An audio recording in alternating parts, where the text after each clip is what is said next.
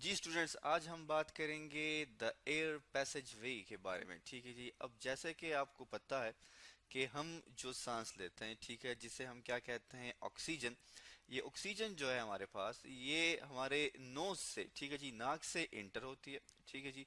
और फिर इसने पहुंचना होता है कहाँ पर, लंग्स पर, ठीक है जी। तो ये किस किस ऑर्गन से होके गुजरती है, इसको हम क्या कहते हैं, एयर पैसेज वे कहते हैं।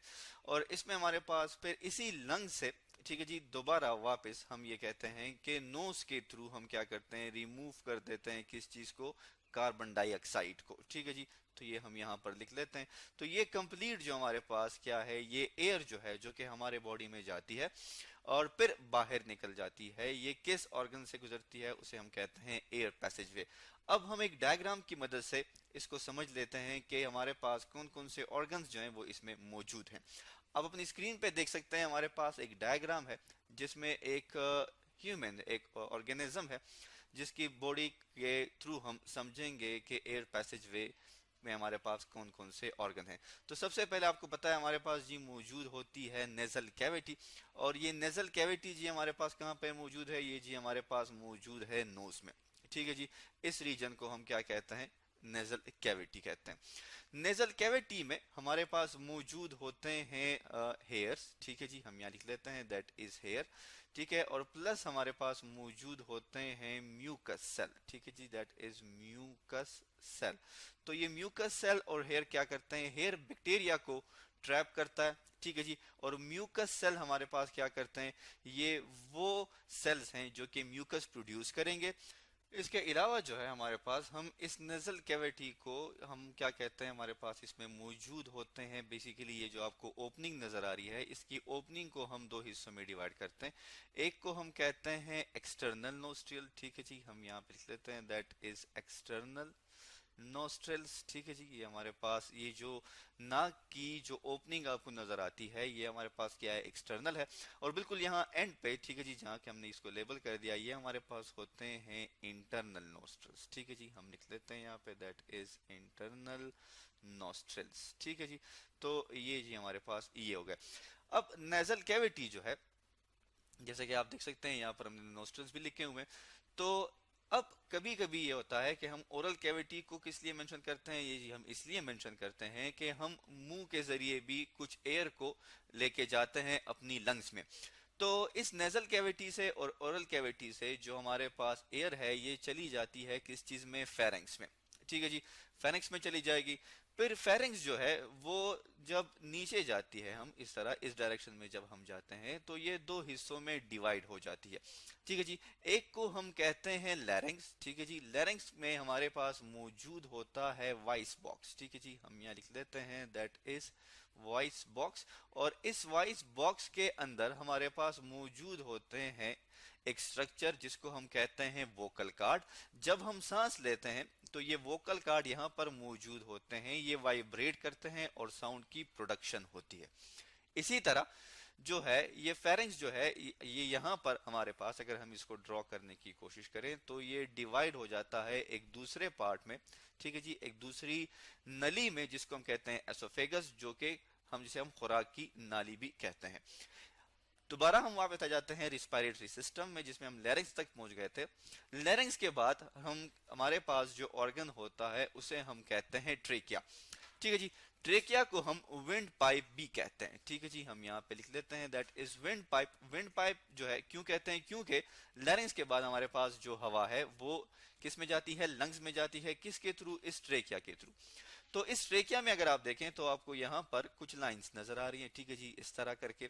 ये लाइंस बेसिकली क्या होती हैं, इसमें जी हमारे पास मौजूद होती है कार्टिलेज, ठीक है। वो कार्टिलेज क्या करती है, वो कार्टिलेज इनको कोलैप्स होने से, आपस में चिमटने से बचाती है। ये ट्रेकिया जो है हमारे पास, ये जब हमारे पास मजीद डिवाइड हो जाती है किस चीज में, राइट प्राइमरी ब्रोंकस में, ठीक है जी, और लेफ्ट प्राइमरी ब्रोंकस में। क्योंकि राइट वाली जो है वो राइट लंग्स में जाएगी, ठीक है जी, और लेफ्ट वाली जो है वो लेफ्ट वाली लंग्स में जाएगी। आप देख सकते हैं अपनी स्क्रीन पे कि हमारे पास जो राइट लंग्स है वो, उसमें तीन लोब्स मौजूद है, ठीक है जी, that is one, that is two and that one is three. ये हमारे पास एक दो तीन लोब मौजूद हैं राइट में। और लेफ्ट वाली में हमारे पास दो लोब्स मौजूद होते हैं, एक ये है और दूसरा ये है।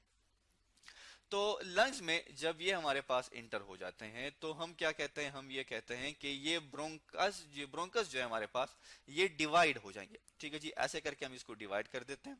ठीक है, आप देख सकते हैं अपनी स्क्रीन पे हमने इसको डिवाइड कर दिया। ये डिवाइड हो जाएंगे किस चीज में, हमारे पास ब्रोंकियोल्स में डिवाइड हो जाते हैं। ठीक है जी, किस चीज में डिवाइड हो जाएंगे, ब्रोंकियोल्स में। हम यहाँ इसको लेबल कर लेते हैं, दैट इज ब्रोंकियोल्स। ठीक है जी, और ब्रोंकियोल्स जो है इनके एंड पे यहाँ पर हमारे पास मौजूद होते हैं एयर सैक्स। ठीक है जी, और अल्वेलाई। ठीक है जी, तो अब हम दोबारा दूसरी डायग्राम की तरफ चले जाते हैं। ठीक है जी, ताकि हमें समझने में आसानी हो। जी स्टूडेंट्स, आप देख सकते हैं अपनी स्क्रीन पे एक डायग्राम। ये बेसिकली हमारे पास क्या है, ये क्या होते हैं, अल्वेलाई होते हैं। ठीक है जी, हम यहाँ पे लिख लेते हैं दैट इज अल्वियोलाई। ठीक है जी, अल्वियोलाई जो है ये हमारे पास स्पॉन्जी स्ट्रक्चर होते हैं। ठीक है जी, स्पंज की तरह होते हैं।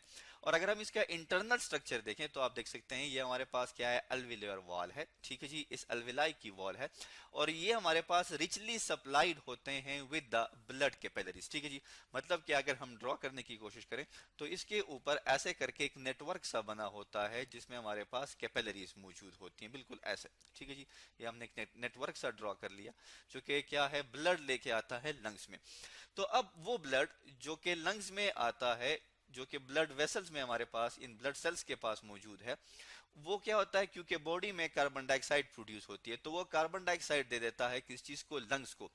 उसी वक्त क्या होगा कि जो ऑक्सीजन है हमारे पास, जो कि हमने बाहर से इनहेल की है, वो क्या होगी, वो मिल जाती है किस चीज को, इन सेल्स को। ठीक है जी, और ये प्रोसेस हमारे पास किसके थ्रू होता है, ये हम जी कहते हैं कि ये जी हमारे पास होता है डिफ्यूजन के थ्रू। ठीक है जी, डिफ्यूजन हमारे पास क्या है कि किसी भी हाई कंसंट्रेशन में कोई भी चीज, मतलब क्या, ऑक्सीजन हमारे पास लंग्स में क्या है, हाई कंसंट्रेशन में है। ये ऑक्सीजन जो है ये अपनी हाई कंसंट्रेशन से जब चली जाएगी इन ब्लड वेसल्स में जिसमें हमारे पास ऑक्सीजन लो कंसंट्रेशन में मौजूद है, तो इसे हम क्या कहते हैं, डिफ्यूजन। और इसी तरह ब्लड में कार्बन डाइऑक्साइड की मिकदार ज्यादा है जबकि लंग्स में कम है, और फिर उसी प्रोसेस, उसी पाथवे के थ्रू हम इसको क्या कर देते हैं, रिमूव कर देते हैं। इसके अलावा जो है, हम दोबारा अपनी पिछली डायग्राम पे आ जाते हैं। आप देख सकते हैं अपनी स्क्रीन पे, इस चेस्ट कैविटी को एब्डोमिनल कैविटी से सेपरेट करता है। ठीक है जी, और इसको हम क्या कहते हैं, डायाफ्राम कहते हैं। ठीक है जी, डायाफ्राम जो है हमारे पास, ये क्या है, बेसिकली ये हमारी, जब हम सांस लेते हैं तो उस वक्त ये क्या करता है, इसकी कंट्रैक्शन और रिलैक्सेशन से ये जो कैविटी आपको नजर आ रही है, ठीक है जी, ये जो इसके इर्द गिर्द कैविटी है ये बढ़ जाती है। ठीक है जी, तो हम ज्यादा से ज्यादा सांस अंदर ले सकते हैं। इसके अलावा आप देख सकते हैं कि हमारी लंग्स को कवर किया हुआ है किस चीज ने, एक मेम्ब्रेन ने। ठीक है जी, ये आपको नजर आ रही है, जिसको हम क्या कहते हैं, प्लूरल मेम्ब्रेन कहते हैं। ठीक है जी, तो ये क्या करती है, लंग्स को प्रोटेक्ट करती है। तो ये हमारे पास क्या है जी, एक कंप्लीट रिस्पायरेटरी पैसेज वे आप कह सकते हैं, एयर पैसेज वे कह सकते हैं, जिसमें हमारे पास एयर जो है वो नोज से इंटर होती है नेजल कैविटी में, फिर हमारे पास आ जाती है फेरिंग्स में, फेरिंग्स से फिर आ जाती है किस चीज में, ट्रेकिया में।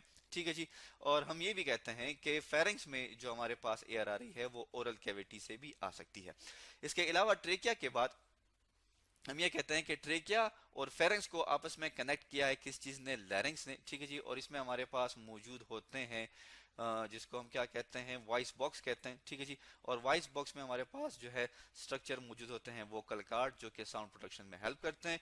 और फिर ट्रेकिया से हमारी जो एयर है वो चली जाती है ब्रोंकस में, ब्रोंकस से फिर इंटर हो जाते हैं लंग्स में, लंग्स में मौजूद होते हैं ब्रोंकियोल्स, और ब्रोंकियोल्स में फिर ये चली जाएगी किस चीज में, एयर सैक्स में और अल्वेलाई, और ये वहां पर हमारे पास एक्सचेंज ऑफ गैसेस हो जाती है। तो आज हमने पढ़ा एयर पैसेज वे के बारे में।